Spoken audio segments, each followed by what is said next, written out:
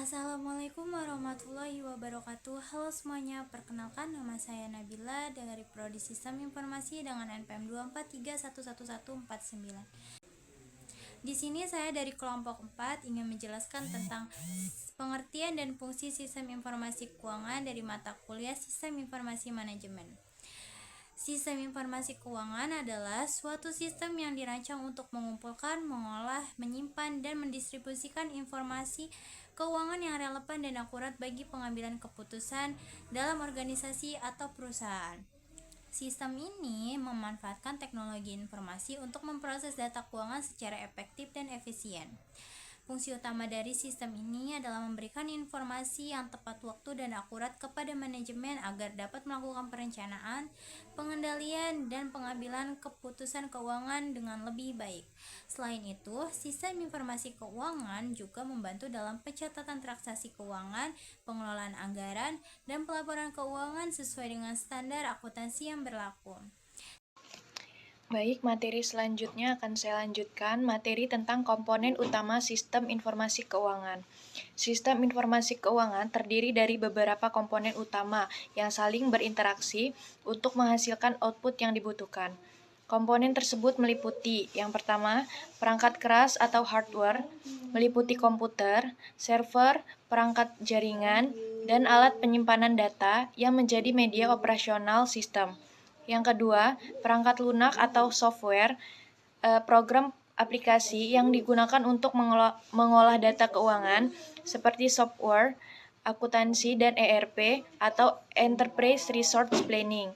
Yang ketiga, basis data atau database, tempat penyimpan data keuangan yang terorganisir sehingga mudah diakses dan dikelola. Yang keempat, prosedur dan kebijakan, aturan dan langkah-langkah yang harus diikuti dalam pengumpulan, pengolahan, dan pelaporan data keuangan.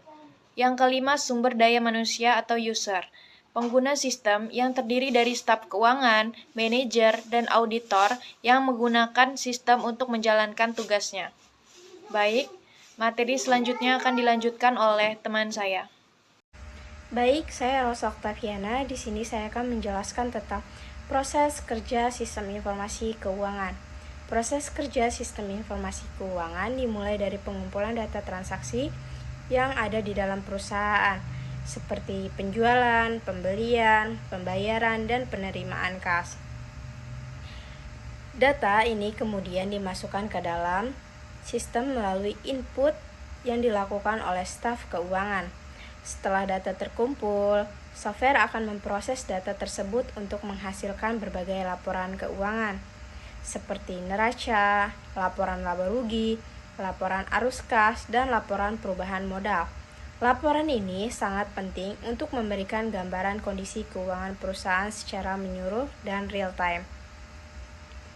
Selanjutnya, laporan keuangan digunakan oleh manajemen untuk melakukan analisis dan pengambilan keputusan strategis, misalnya dalam pengelolaan anggaran, investasi, dan pengendalian biaya. Oke, selanjutnya. Terima kasih. Saya Muhammad Al-Hakim akan melanjutkan penjelasan terkait manfaat sistem informasi keuangan. Sistem informasi keuangan memberikan banyak manfaat bagi perusahaan, antara lain meningkatkan efisiensi dengan sistem otomatis dan proses akurat, mengurangi kesalahan yang kemungkinan akan disebabkan oleh manusia. Kemudian yang kedua, mempermudah pengawasan. Manajemen dapat memantau kondisi keuangan secara real time dan melakukan pengendalian dengan lebih efektif. Dan yang ketiga, mendukung pengambilan keputusan. Informasi yang akurat dan tepat waktu membantu manajemen dalam membuat keputusan bisnis yang strategis dan berdasarkan data. Dan yang keempat, memenuhi kewajiban hukum. Sistem ini membantu perusahaan dalam menyusun laporan keuangan sesuai dengan standar akuntansi dan peraturan perpajakan yang berlaku. Dan yang terakhir, meningkatkan transparansi dan akuntabilitas. Dengan sistem yang terstruktur, setiap transaksi dapat dilacak sehingga memudahkan audit audit dan mengurangi risiko kecurangan. Terima kasih. Yang selanjutnya akan dibacakan oleh rekan saya. Selanjutnya akan dilanjutkan dengan saya, Tasya Natalia Delan, NPM 24311141. Di slide ini kita akan membahas beberapa contoh aplikasi sistem informasi keuangan yang umum digunakan dalam dunia bisnis. Aplikasi-aplikasi ini membantu perusahaan mengelola keuangan secara lebih efektif, mulai dari skala UKM hingga perusahaan besar. Pertama, SAP Finansial. Ini adalah bagian dari sistem ERP yang menyediakan modul keuangan lengkap untuk perusahaan besar dengan kebutuhan yang kompleks. Yang kedua, ada Oracle Financial, merupakan sistem keuangan yang terintegrasi dengan modul lain seperti manajemen SDM dan rantai pasok. Cocok untuk perusahaan besar yang membutuhkan sistem terpadu. Yang ketiga, ada QuickBooks, software akuntansi yang banyak digunakan oleh usaha kecil dan menengah karena mudah digunakan dan cukup lengkap untuk kebutuhan dasar akuntansi. Yang keempat, ada NYOB dan Zahir Accounting. Keduanya merupakan aplikasi yang banyak digunakan di Indonesia.